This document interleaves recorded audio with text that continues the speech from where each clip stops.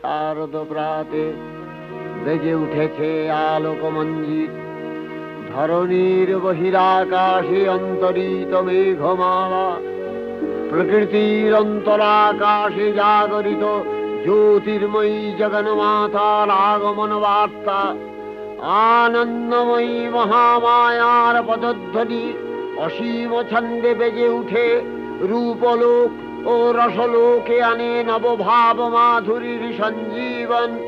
তাই আনন্দিতা শ্যামলী মাতৃকার চিন্ময়ীকে মৃন্ময়ীতে আবাহন। আজ চিৎশক্তি রূপিণী বিশ্বজননীর শারদশ্রী বিমণ্ডিতা প্রতিমা মন্দিরে মন্দিরে ধ্যান বোধিতা।